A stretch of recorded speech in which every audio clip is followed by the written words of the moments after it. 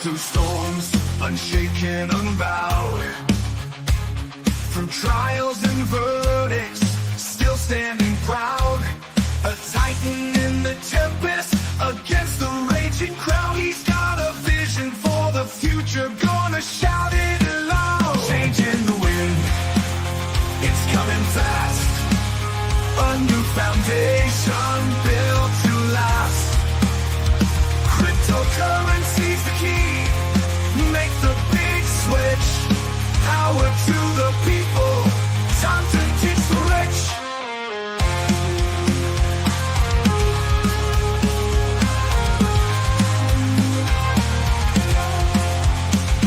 Legal battles can't hold him, he's moving on.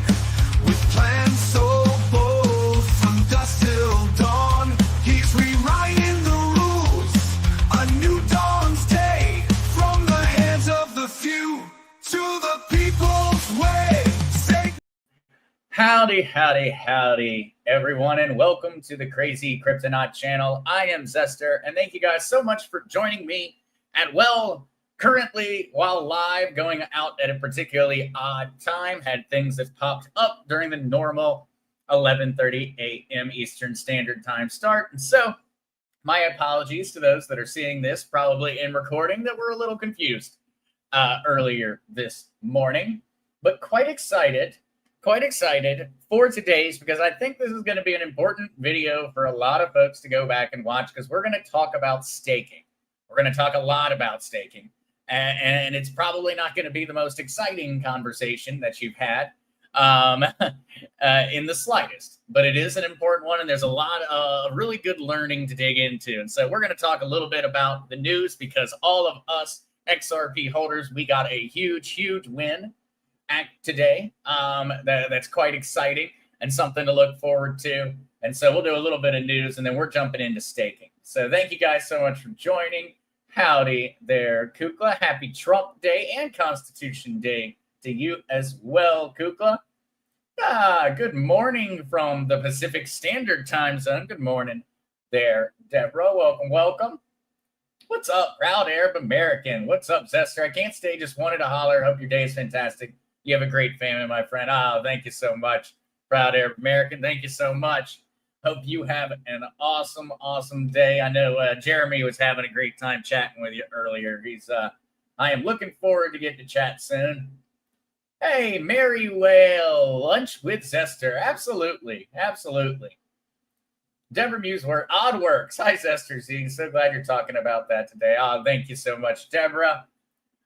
Yes, a very important one today, because we're going to be talking about staking, and staking is absolutely an endeavor that comes with risks and a lot of different things to keep in consideration. And so please do remember that the content in this podcast is for educational and entertainment purposes and is not intended to provide financial advice. Please consult with a financial professional before making investment decisions.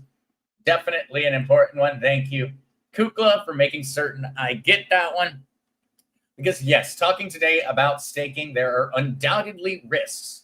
There are more risks in terms of certain types of staking there are in others, but we're going to get into that, because staking as a term has become very difficult to use, because it's used in reference to essentially like 20 different things, and they're all entirely different. So we'll jump onto that one. Kukla, how is our Tino and Tommy? They're doing particularly well. Tommy was actually here in his seat not long ago, but he went off to, I don't know, maybe sit in the sun or something. I'm not certain where he's hiding at the moment. Howdy there, Safety Dave. Hope you're having a great one. All right, though, guys, let's go ahead. Let's get with our normal beginning checkup on where the market's at. Everything is sitting pretty close to where it was sitting at on Monday. We have gotten into quite the routine around this price point. We've been sitting here for a week or so. $115,787 Bitcoin, $3,492 Ethereum, and XRP sitting at $3.02. Matter of fact, that's exactly what it was when we looked at it on Monday. On Friday, it was $3.03. We're definitely sitting quite stagnant at the moment. But as we continue down, that's pretty much across the board. The entire market is sitting on pins and needles, waiting for more output from the Fed for certain. But our big exciting news for all of us XRP holders, it is finally happening. And so if I wasn't so excited about talking about staking, I would have included this and probably should have included this in the title of the video. XRP has finally gotten its first ETF. This will be the first ever ETF for XRP that will be live, and it is set to go live now this week. And so the first ever XRP ETF will begin publicly trading this week. Now, Rex Osprey secured SEC clearance to list the first U.S. ETFs tied to XRP and Dogecoin, using a streamlined 1940 Act process that bypasses spot ETF hurdles. So, 2 new altcoin ETFs are expected to launch in the United States this week, one tracking XRP and one tracking Dogecoin, as regulators warm up to crypto investment products. The Rex Osprey XRP ETF is coming this week. It will be trading under the ticker symbol of XRPR. It will be the first US ETF to deliver investors spot exposure to the third largest cryptocurrency by market cap on the planet in the form of XRP. And so this is extremely exciting. We've been waiting so long for these ETFs. We've been hearing about XRP ETFs for years now at this point. And well, finally, we can say that it's the week. We will have the first one. Rex Osprey is not the largest of the different companies that have applied for ETFs, so expect some bigger names in the coming weeks, coming months. But they get the title of being first. And you know, once one has happened, that the floodgates are going to open up in terms of the other XRP ETFs. This first one really is going to be that primary domino that should start the process of us seeing the rest of the ETFs get approved.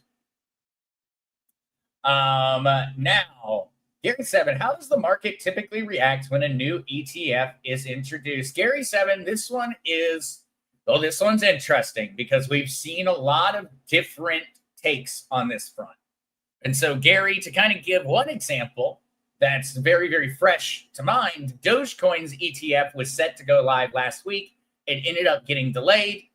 Dogecoin had, well, a pretty darn good week, all things considered, last week. And so last week on the news of it, Dogecoin went up and tickled right around 30 cents a pop, saw a fairly substantial little gain, and then sold off later on as the news kind of got stagnant and as the delay came into effect.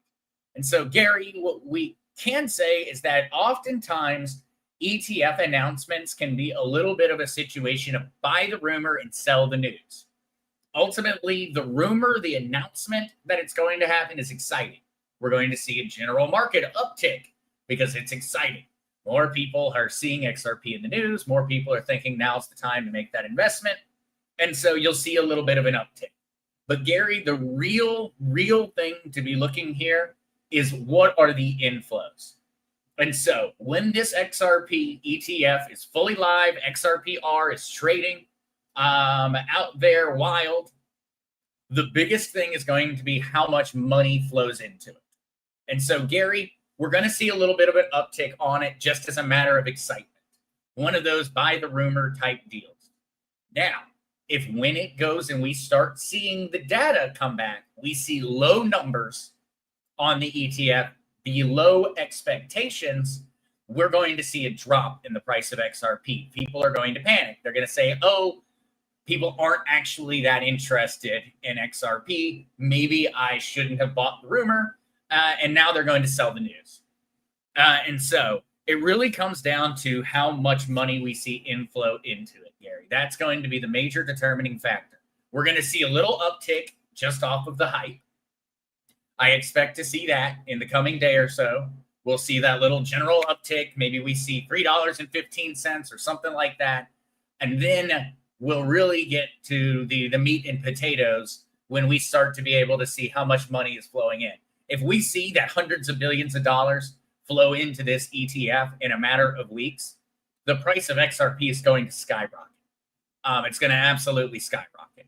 If we go in and we see a couple $1 million inflow into the ETF, the price of XRP is going to tank. Personally, Gary, I think we're going to see a lot of money flow in to these ETFs. And so I'm expecting positive market action. But we're not really going to know how positive it's going to be until the rubber meets the road.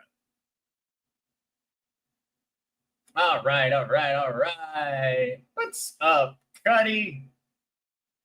Doge, Deborah Muse Wolf, Doge, so much supply waiting to be sold off. Absolutely. And remember, every single minute, more Doge comes into existence.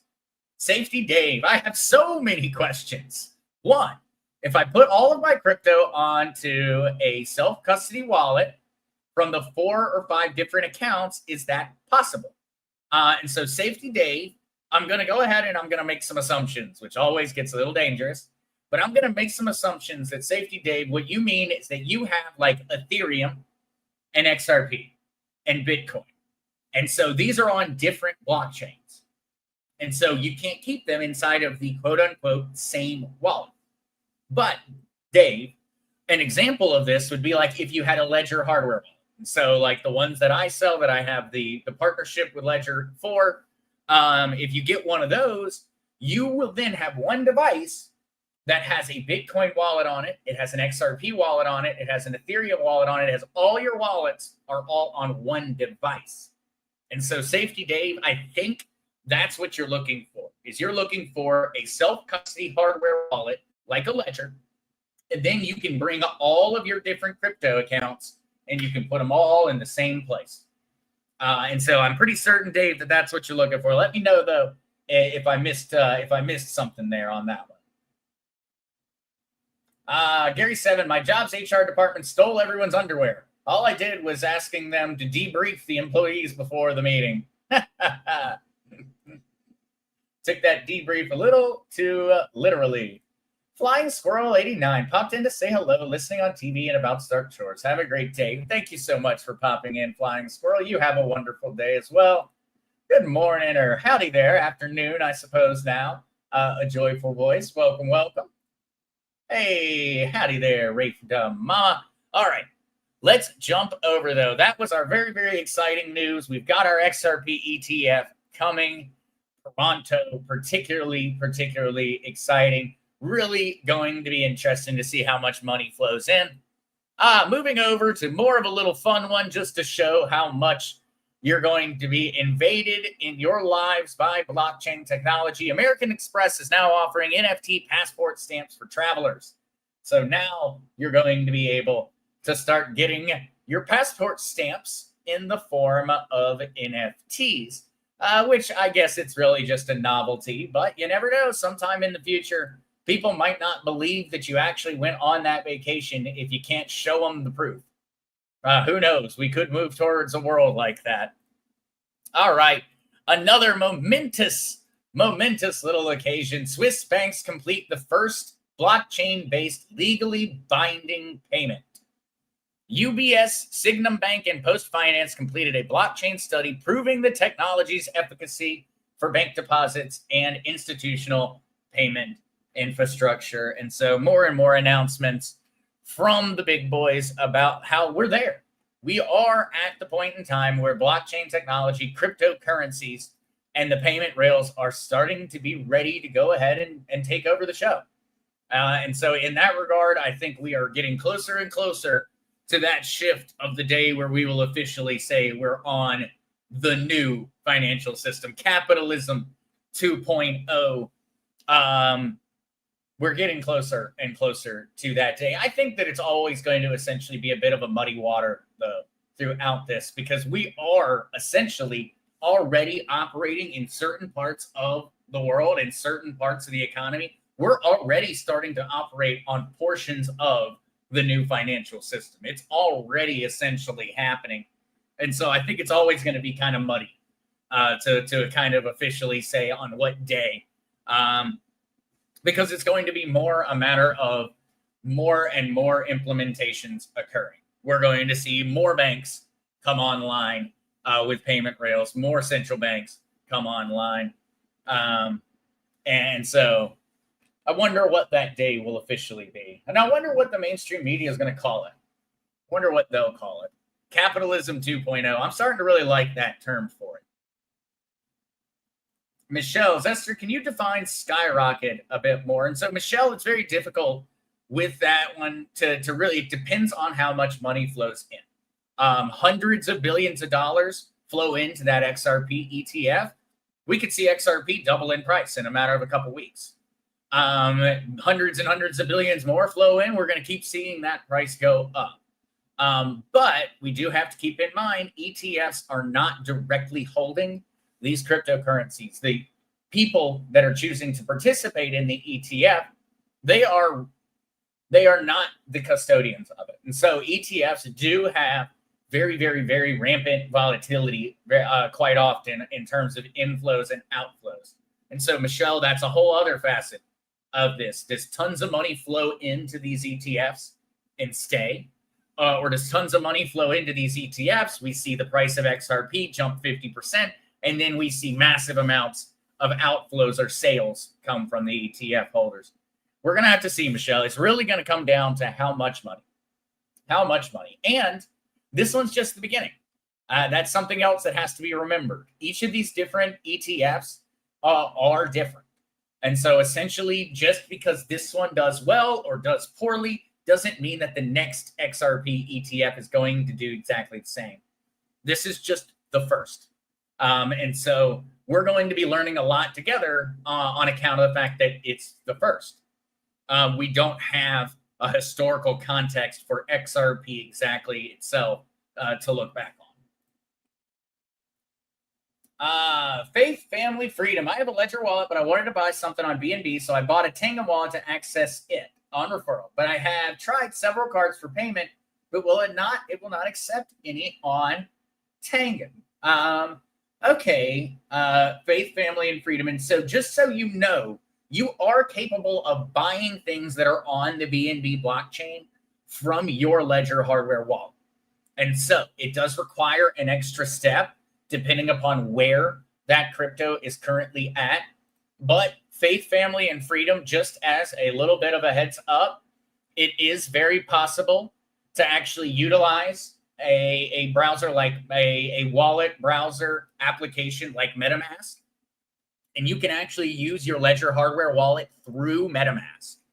And so let's see if Zach remembers his password the first time. But so actually something that is very, very possible to do. Man, let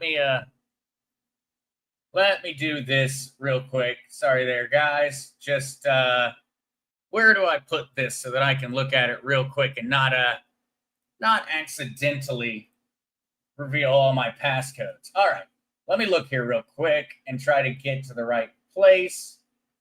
And then I might be able to show you exactly where to go. Not there, not there, not there.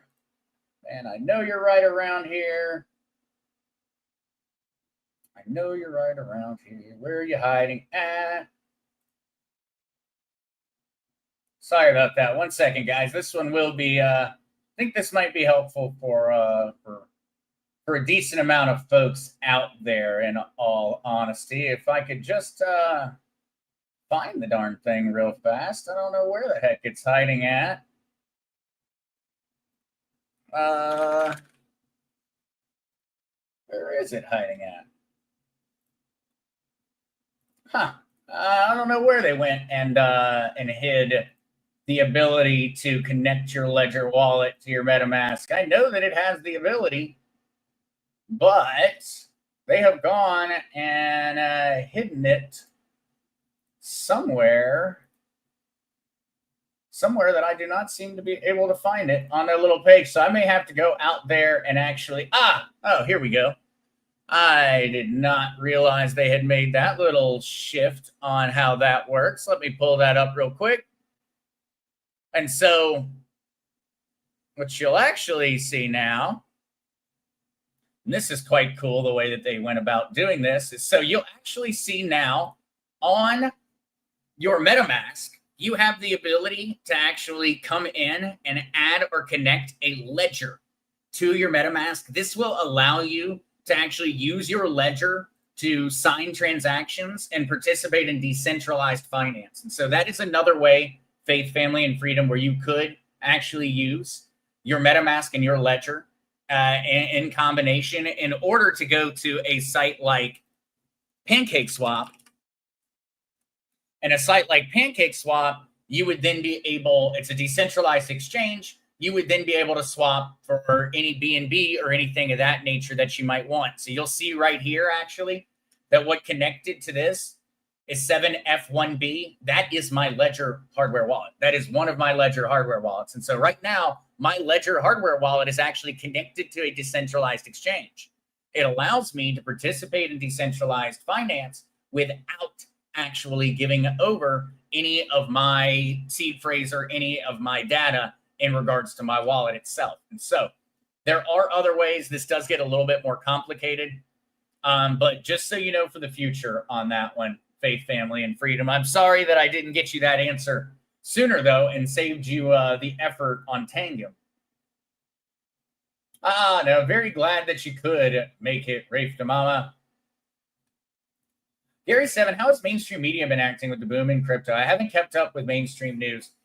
Gary, mainstream media has started to get a much more positive about cryptocurrency overall. There is still a definite breakdown politically on this. And so left-leaning media outlets remain very pessimistic about many parts of cryptocurrency, whether that is entirely because of Trump, or whether that is from an actual solid policy standpoint. Well, I suppose everybody can debate on that one. But overall, Gary, we've seen fairly positive interactions from the media.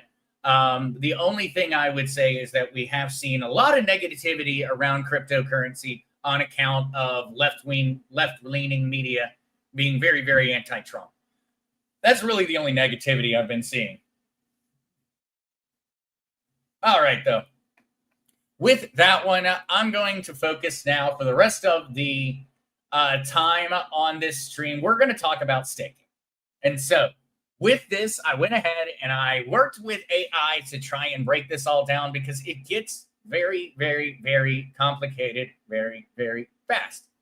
And the reason that it gets complicated, the term staking gets complicated, is because, well, it means a lot of different things nowadays. So let's start on this one.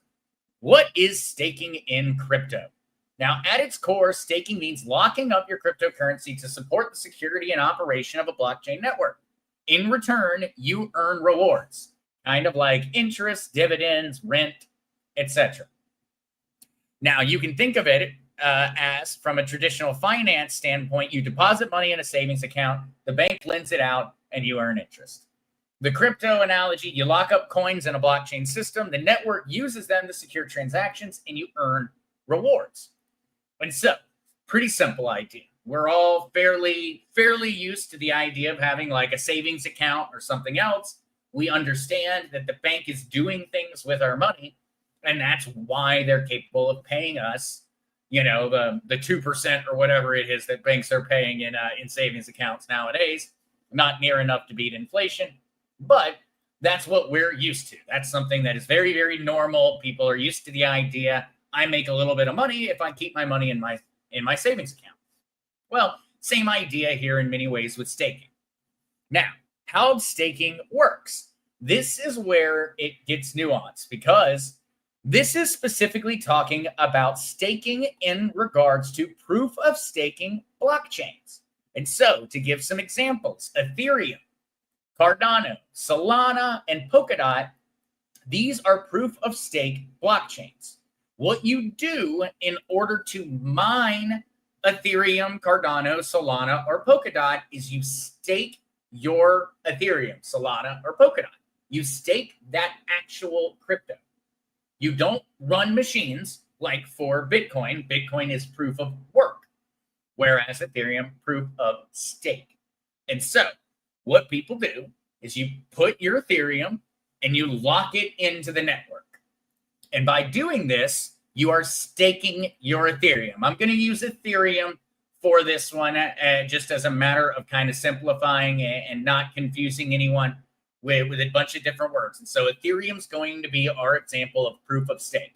And so in this situation, if I am working with a proof of stake blockchain, Ethereum is the one in this case, I'm going to lock my tokens into the network. Now, validators, special computers, are chosen based off of how many tokens they stake. And so I jump into a group and I stake my Ethereum with that group, like Coinbase would be an example. You could put your Ethereum on Coinbase and you could say, hey, Coinbase, I'm going to stake my Ethereum, and then you will earn a return on your Ethereum for having done so. What your Ethereum is being used for is this. Validators or special computers are chosen based off how many tokens they stake. The validators confirm transactions and add new blocks.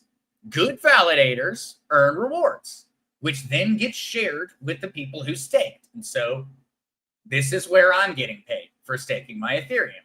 Now, bad validators, those who are cheating or going offline, can get slashed, lose part of their stake. And so this is what is essentially ensuring that all of the different people that are participating in this proof of stake blockchain, that they're in the right place, because they will lose money if they don't do a good job. And so they have every incentive to ensure that the blockchain is running flawlessly. Because remember, they had to put up a bunch of money in the form of Ethereum in order to be a validator, and they get paid in Ethereum. And so these validators have a serious incentive to ensure that Ethereum is doing well. Because one, they've invested a lot of money into Ethereum, and two, they get paid in Ethereum. And so the last thing that anybody who is mining or who is staking on the Ethereum blockchain wants to do is have anything go wrong to Ethereum. It would be a catastrophic loss for them. And so this is their skin in the game. This is what ensures that they do a good job. But this is just one type of staking. This is staking in the sense of a proof of stake blockchain. And so this would be the situation for me staking a cryptocurrency in order to validate the network. So Ethereum, Cardano, Solana, Polkadot, those would be examples. There are many others. To give you an example of one that is not proof of stake, it would be Bitcoin or XRP. Bitcoin is a proof of work blockchain. XRP is a proof of consensus blockchain. They operate entirely differently. They're not validated by stakers. In Bitcoin's situation, they're validated by people solving computational algorithms. In XRP's case, they are validated by a consensus. And so, very important thing here for everyone to start keeping in mind when you use the word staking. Are you talking about this? Is this what you're talking about? Are you talking about putting in your crypto in order to validate the network? Or let's move on to some other types of staking, because there are many different varieties. Some are true staking, some are staking like. Let's break them down. And so we've got native on-chain staking, true POS. That's what we just talked about. That's Ethereum, that's Cardano, that's Solana. You delegate or run your own validator node. You are rewarded 30 to 20% annually, depending on the network. And your risk is essentially only if you screw up, which if you're working with a major validator group, you're never going to screw up. This is never going to be an issue. But that's essentially your only major risk. In this form of staking, the only thing that you can lose is if you were to mismanage your responsibility as a validator. Otherwise, if you put 10 Ethereum in, you're going to get 10 Ethereum out. Now, the price of Ethereum could have changed.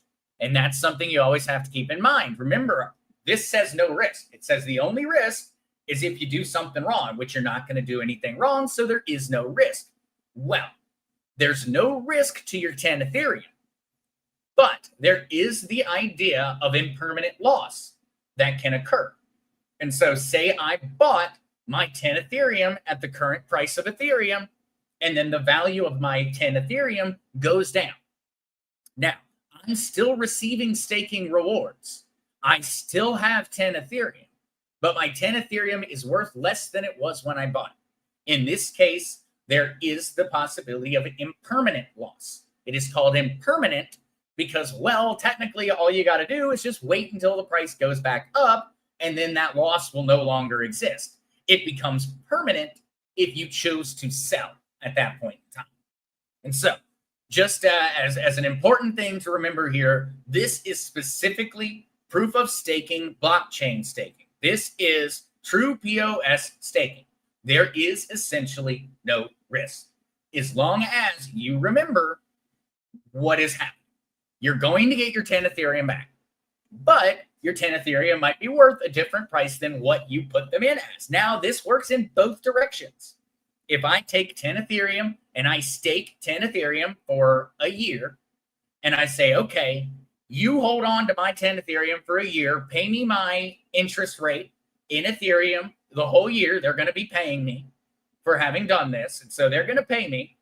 And then at the end of the year, I'm going to get my 10 Ethereum back. If the price of Ethereum skyrocketed, tripled, quadrupled, quintupled, well, I'm getting 10 Ethereum. My 10 Ethereum are worth whatever 10 Ethereum are worth at that point in time. And so it works in both directions. You could essentially have a situation of impermanent loss where the value of the underlying what you staked changes or goes down. Or you could say, holy crap, I'm about to get a buttload of money in a year when this unlocks because the price of Ethereum has gone up a lot. Works in both ways. Essentially, the only risk here in this form of staking is as outlined if you misbehave, which should never be an issue in regards to this. That would be, you would be intentionally trying to screw the network over. You'd be trying to do something illegal if you were to be slashed in that way. So essentially, no risk. All right, moving on. Delegated proof of stake. And so examples of delegated proof of stake would be EOS or Tron. Now, instead of everyone staking directly, you vote for delegates who do the validating. Rewards are then shared with voters. Simplified, this is like electing a representative to work on your behalf, and they share profits. Now, of course, what just happened? We just added another risk in because now we have to also be worried about this guy, the guy that we elected, essentially. In this context, we now have an added risk. Delegated proof of stake is going to have the first risk, which is still going to have the risk of what if the validator messes her up, but it's also going to have the risk of what if the validator decides he's going to steal some crap or he's going to mismanage his power. All right, moving on to liquid staking. And so Lido would be an amazing example for this one. And so you'll regularly see that one up here. And so we've got Ethereum. It's the second largest cryptocurrency on the planet. And then you scroll down here to number 9, the 9th largest cryptocurrency on the planet is Lido staked Ethereum. And so this is what's known as liquid staking.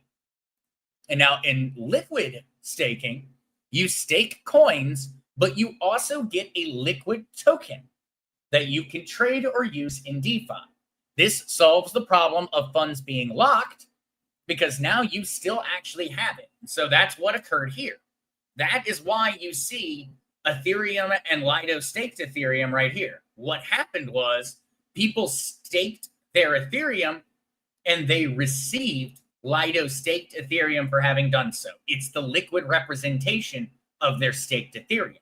They can now take this liquid representation and they can go out there and they can do things with it, potentially managing to earn returns essentially on multiple different pathways. And so in this case situation, solves the problem of funds being locked. And simplified, it's like putting money in a CD at the bank. But they also give you a tradable receipt that you can still spend. And so it's essentially locking up your money. It's having your cake and eating it too. Centralized exchange staking. Examples here. Binance Earn, Coinbase staking, or Kraken. You give coins to the exchange. They stake it for you and they pay you rewards. Easy, but you trust the exchange. And so this is how Coinbase staking works.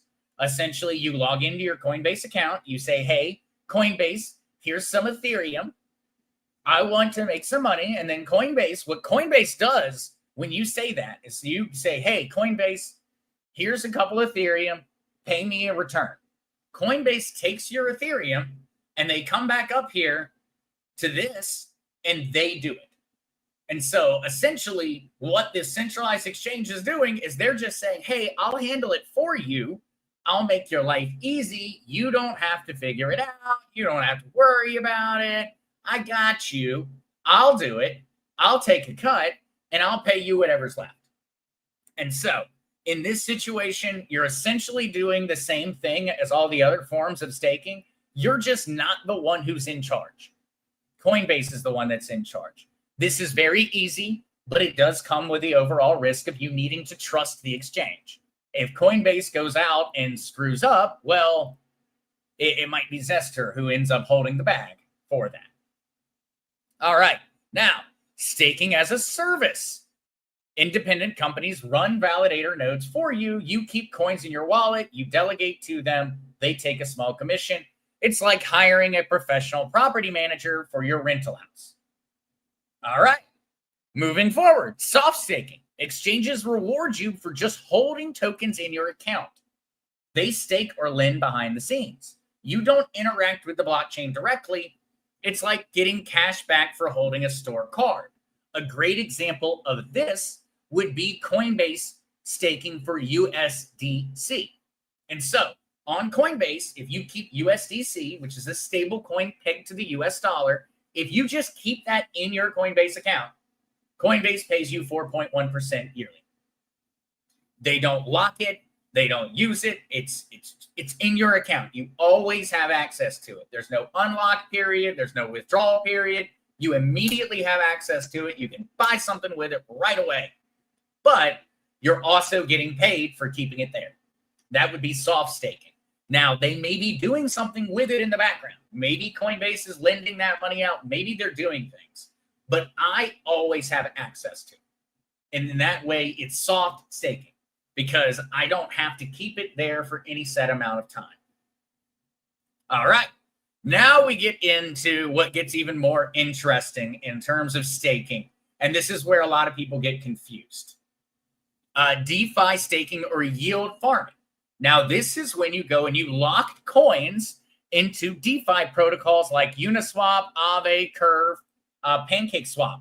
Here would be an example. You can come directly to PancakeSwap and look, bada bing, bada boom, stake.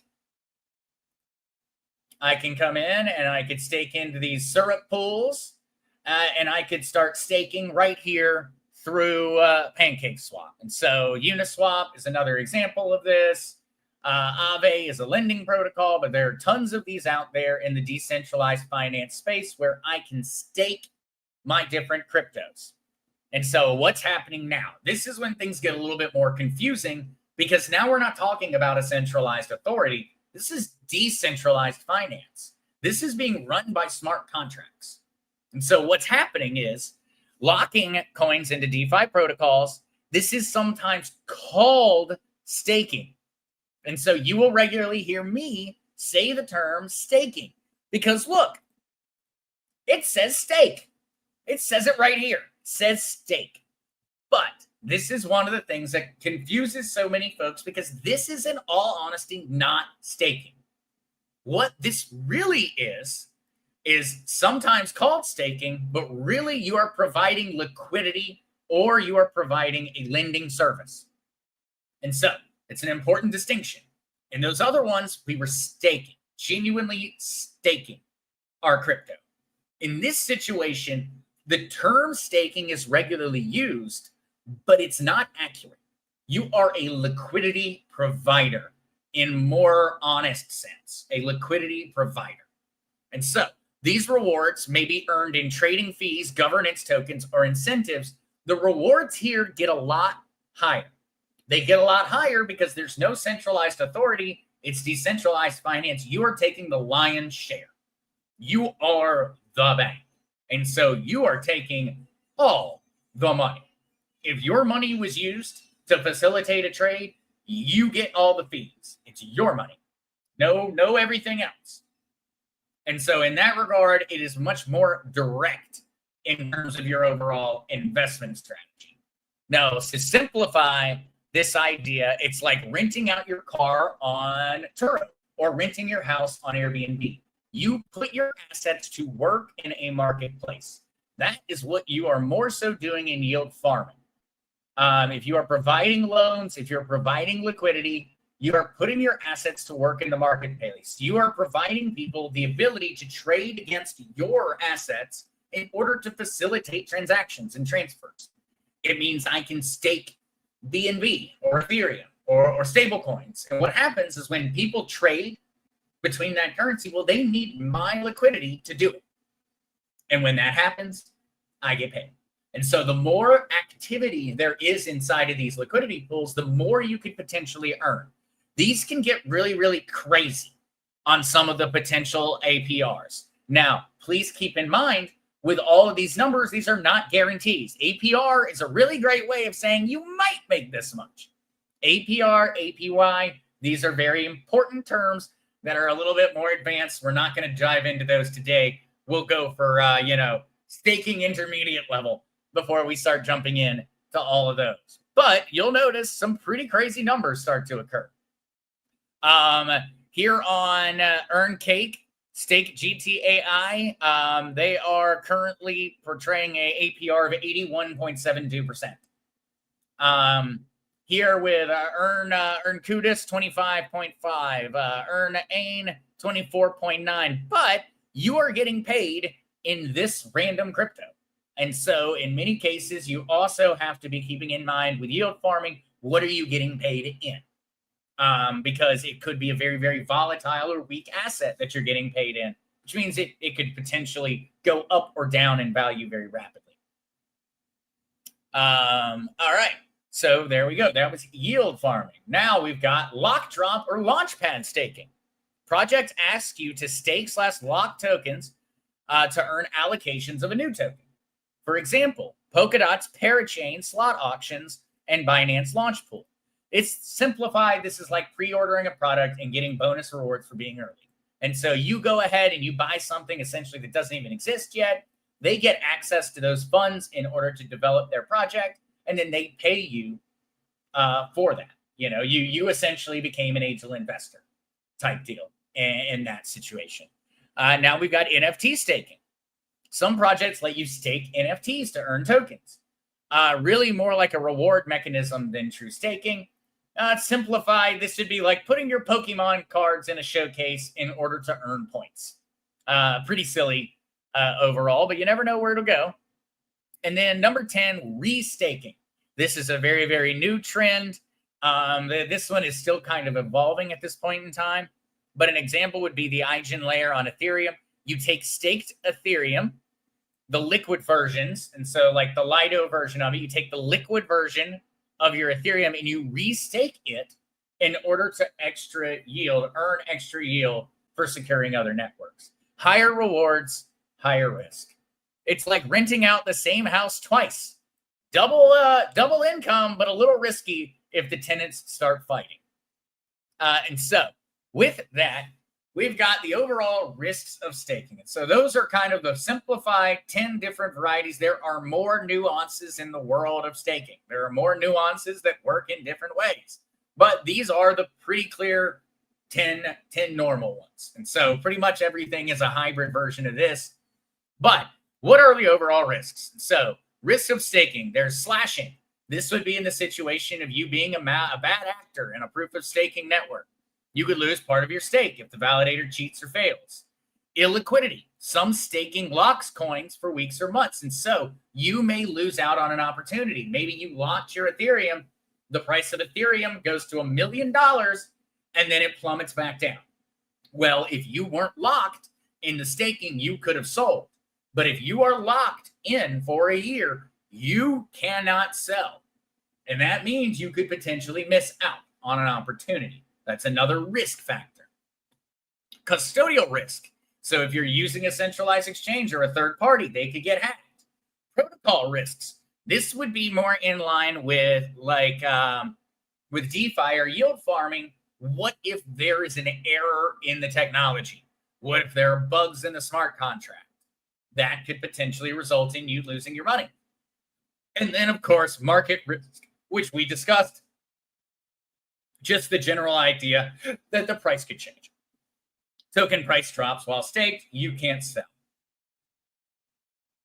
And then we've got some super simplified explanations to kind of give everybody a little last go at it in case the explanations earlier did not help on that one. Staking is like planting seeds to grow the new harvest. A validator is the gardener. You're keeping the plant safe. You get part of the harvest for doing so. Liquid staking is like planting seeds, but getting a certificate that you can trade like it's cash while you wait for the seed to grow. DeFi staking is like renting out your seeds so that other people can go and start a farm. NFT staking, displaying your rare seed packet in a museum and expecting someone to pay you for it. In short, staking is earning passive income by helping secure or fuel a blockchain.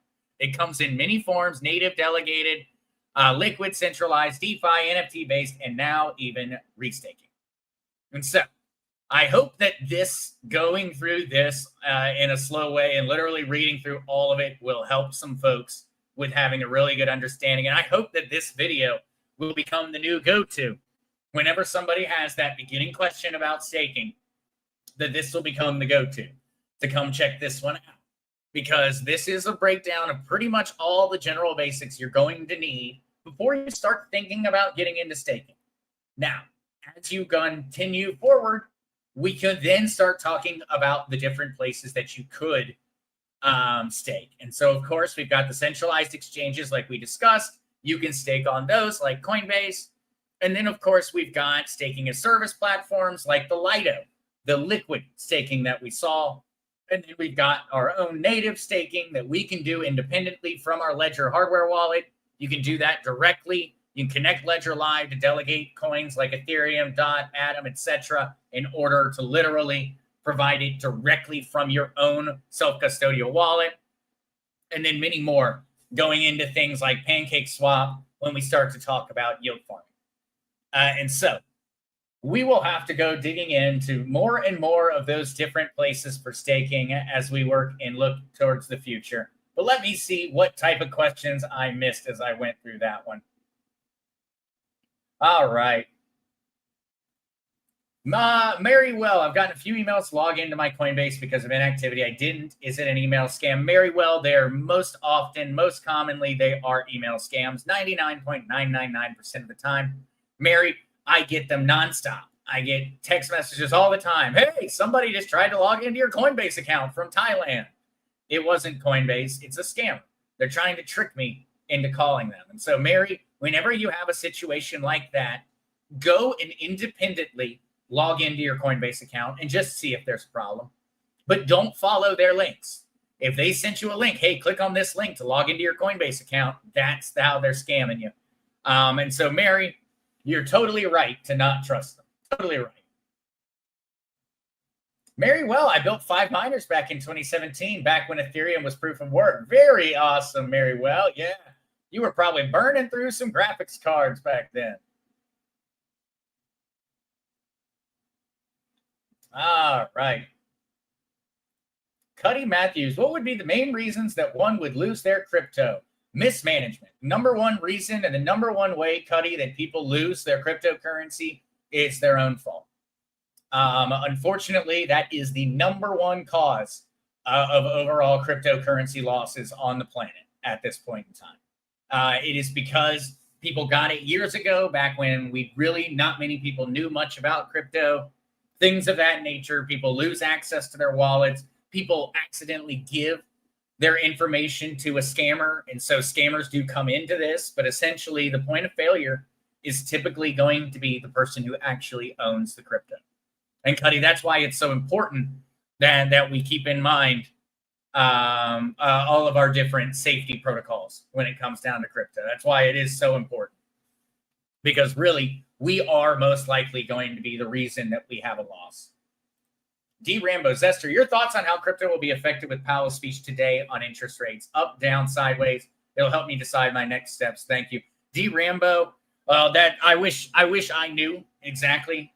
I am leaning towards a 25 basis points cut is what I think is going to occur. But D. Rambo, I have immense fears over stagflation taking over and taking control of the economy. We have so many different things that are coming to a head at the same time. We've got massive reductions in overall labor forces on account of AI and automation. And so we're going to consistently see a difficult time with job markets. And that is going to have a negative effect overall in terms of stagflation. And so I think we're seeing mass inflation on account of all the Biden spending and Biden printing. And we're seeing an entirely outside of that factor of artificial intelligence coming in and taking jobs. And so I think we're in a very tough spot. And I think that it's going to be interesting. The Fed may surprise us entirely because the biggest question here, D. Rambo, is the Fed scared of inflation more than it is the job market? Which one is the Fed going to prioritize? And I believe that the Fed is going to prioritize the stock market and it's going to prioritize the wealthy. And in doing so, it's going to prioritize inflation. And it's not going to prioritize jobs. But there is still a major question.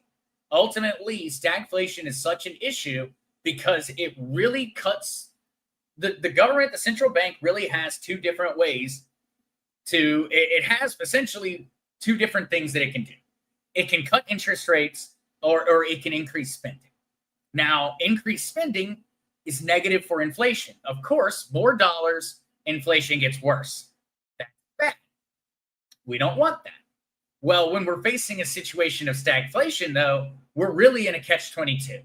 If they try to reduce interest rates and it leads towards more inflation, well, that's bad, but we're also losing jobs, and that's bad. And so essentially, I think we're going to see 25 basis points. I think that's what we're going to see. But I'm not going to bet money on it because ultimately, we could get hit with a serious curveball on account of this. If Powell is as scared of stagflation as I and certain other economists and people like Andy Schechtman are, if Powell is as afraid of stagflation as we are, we might see something different. We might not see a 25 basis points cut. But the 25 basis points is what most folks seem to think is the answer. And so that's more than just me, by the way, D. Rambo. That seems to be the vast majority of the talking heads are leaning towards 25 basis points. JT Beach Guy, hey, Zester, Mike B all right. He hasn't done any podcasts. I'm not certain. I know Mike B had a friend visiting, and so I don't know if he's just been busy. I talked to Mike on Monday. And so I know as of Monday, JT, that Mike's alive and kicking. But I'm not certain. Yes, Mr. Tino. Tino is here to say hello, guys. It's been a while since Tino has come by to say hello during a stream. Yes, buddy. Yes. Buddy Tino. Tino is the softest kitty cat. The absolute softest kitty cat. But, yes. Say hello to everybody.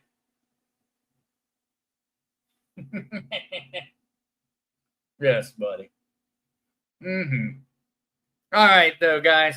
With that, with the hello from Tino and looking at the time, I'm going to have to go ahead and run on everyone. Thank you guys so much for joining at the weird time today. I hope for those that did miss it, I hope they get the opportunity to go back and watch that staking breakdown, especially for those out there. If you know folks out there who need a little bit of a breakdown on staking, definitely send this one along. I tried to stay a little bit more focused and answer a few less questions while going through the education part. That way, for folks that just want to go in and just learn about staking, they can just stay focused on it. But all right, guys, I will be over on Whiskey and Wisdom this evening. And so look forward to seeing everybody over at 8 p.m. Eastern Standard Time on the original Mark Z. If you're not joining for the whiskey and you just want more crypto, I'll be back at 11:30 a.m. Eastern Standard Time on Friday. So see you then. Love you guys. Have a great one.